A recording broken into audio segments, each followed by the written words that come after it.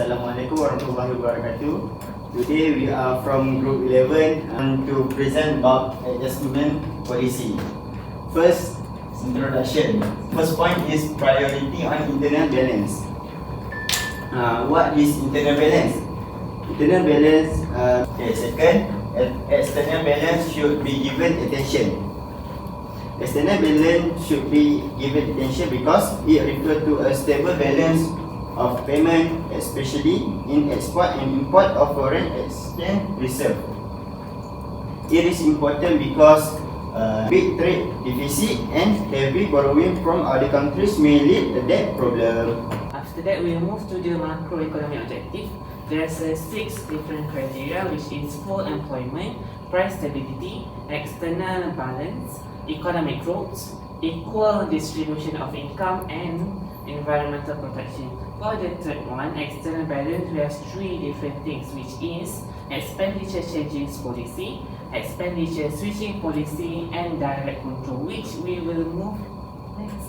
We move to the expenditure changing policy. It refers to the changes in aggregate demand, which means the overall of the demand in a certain country or nation.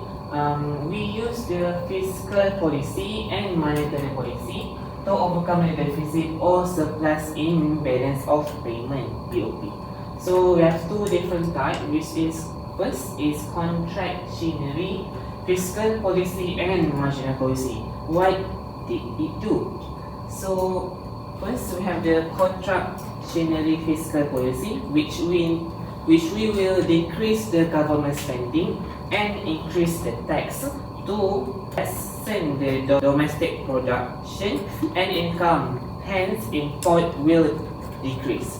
And for the contractionary monetary policy is we need to decrease the money supply and increase the interest rate that can discourage the investment and it makes the income decrease, hence import will decrease.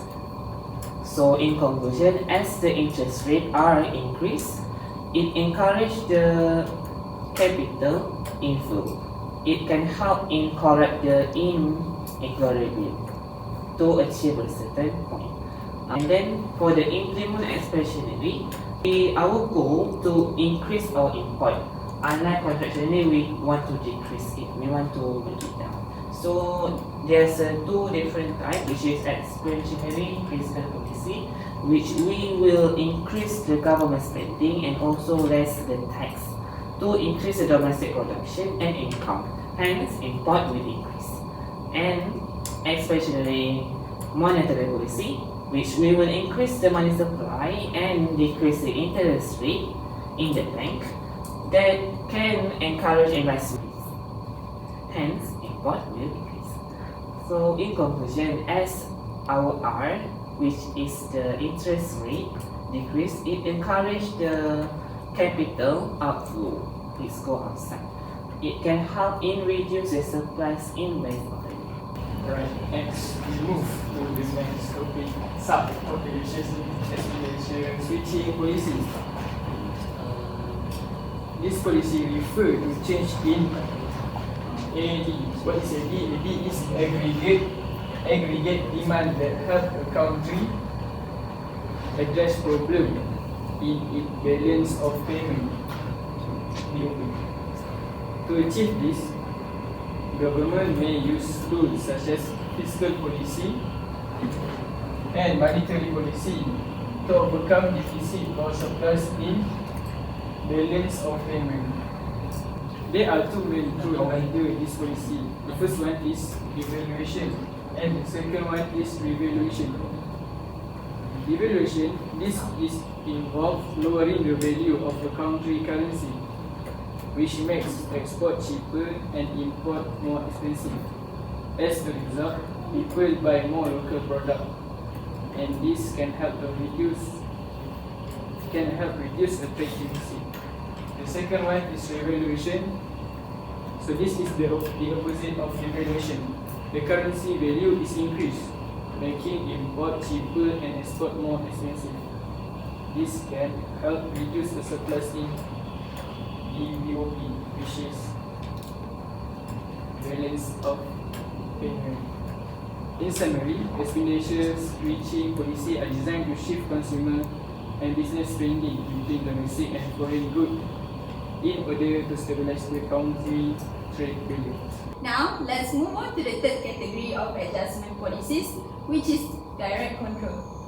Unlike fiscal and monetary policies that work through broader economic mechanisms, direct controls are more specific, targeted, and often bring immediate effects.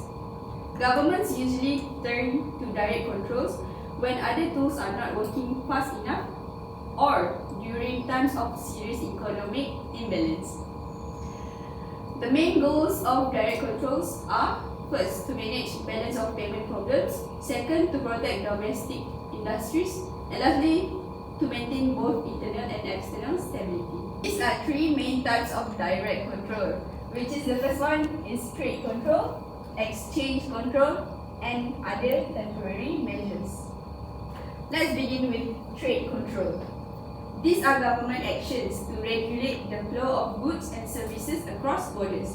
One of the most common tools is import tariff, which are taxes imposed on imported goods. By making foreign goods more expensive, tariffs discourage people from buying imports and encourage them to choose local alternatives instead. This protects domestic industries. A local example, in Malaysia, high taxes are imposed on imported cars to protect local brands like Proton and Produa. For instance, importing a car from United States can cost up to 300% more due to import duties. This makes foreign car less affordable and give local manufacturer a competitive edge. Next is the export subsidies, which is the financial aid to local exporters to help them compete in global markets. A good example is the Market Development Grant, which is MDG, managed by Matrade. Instead of directly lowering export prices, the government reimburses companies for overseas promotional costs. This support helps Malaysian SME to grow internationally. Another measure especially used in developing countries is advanced import deposit. Importers must pay a deposit upfront, sometimes the full value of the goods without earning interest. This discourages imports, but can be costly and hard to manage. And lastly is the reduced foreign currency outflow.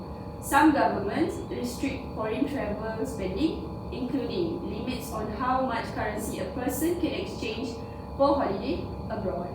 Lastly, we have other temporary measures. These are short-term actions used in emergency situations, especially when normal policies don't work fast enough. One example is price and wage control, where the government freezes or limits increases in prices and wages. This is often used to fight inflation directly. Another example is export quota. For instance, the US once limited Japanese car export to reduce trade imbalance and protect its own industry. Although these methods can be effective in the short run, they are usually politically sensitive and used only during economic crisis or structural adjustment periods. Next, we have exchange control. This involves regulations to manage the flow of foreign exchange and capital. It's often used during financial instability. A good example is Malaysia during the 1998 ASEAN financial crisis. To stop speculative attacks on the ringgit, the government pegged the currency to the US dollar at 3 ringgit 80 cents per USD and imposed capital controls, limiting money from leaving or entering the country. This helped stabilize the financial system.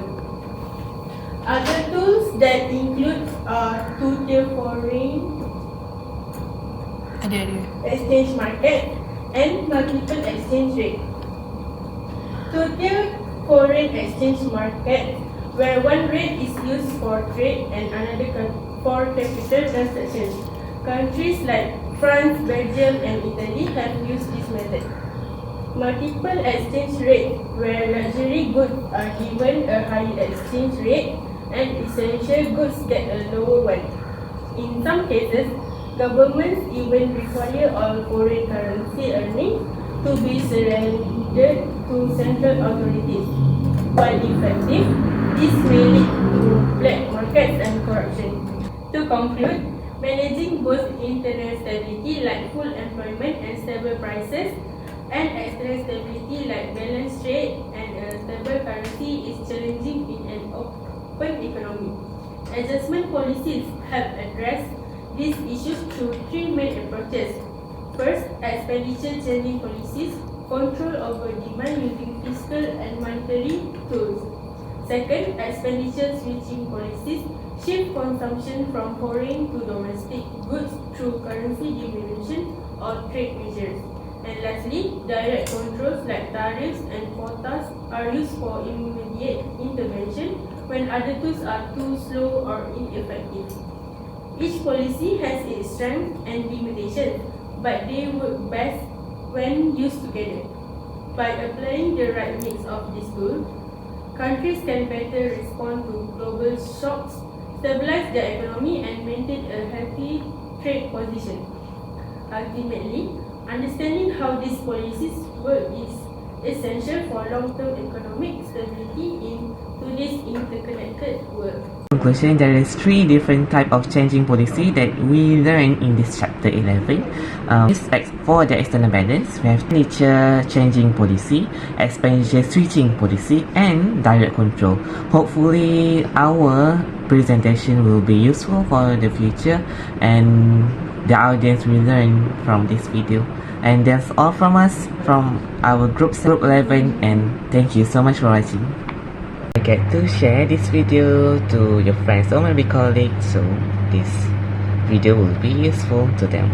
Thank you so much for watching. Goodbye. Have a nice one.